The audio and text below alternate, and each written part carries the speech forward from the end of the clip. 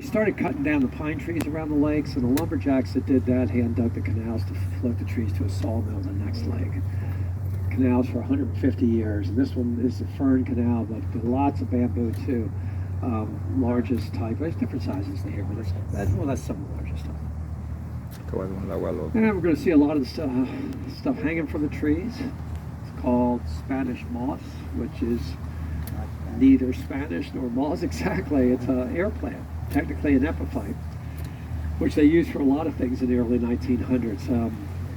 They stuffed mattresses with it. Found out pretty quickly, full of bugs. So yeah, that's where the expression "don't let the bed bugs bite" first started. Yeah, Henry Ford. They said there rain today. It looked like it was starting to rain in the south here.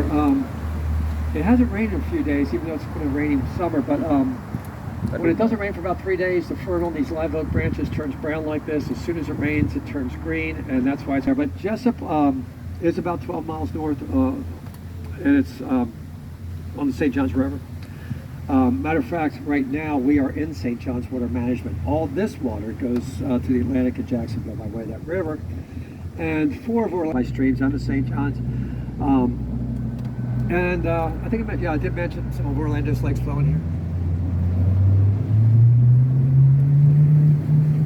Lake Moselle, and then my house would be just to the right. No, it's not mine. Trust me, you're not paying me that kind of money. Yeah, no. If it was, I would not be driving this boat right now. I'd be sitting there looking at you guys. But this one has some history. At least the original building, which is the middle house, because that's 100 years old. Right and left side, they put on 7 years ago, and the original building started off as a business.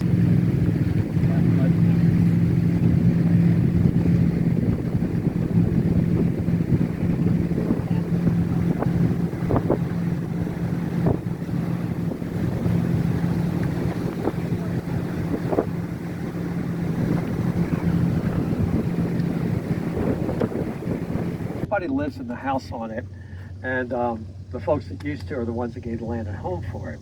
And they love Winter Park. They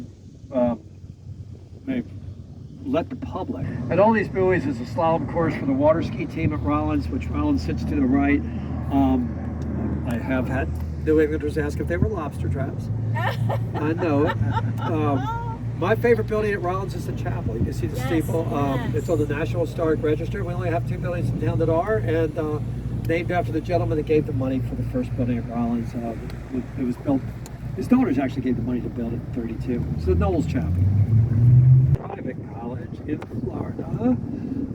Today, a lot of folks feel it's the best liberal arts school in the South. And when they started, there were 60 students, and it cost $100 a year. That's changed. Yeah. With room and board, I mean, right now you're looking at $70,000 a year to go. And not a particularly large student body. They just came back last Monday, but they've got about 2,000 undergrads. They do have an MBA program. They've got a night school. They've got some graduate courses. Put all that together, it's still only about 10 students for every professor here. So yeah, great education. It's just pretty here. You can see part of it.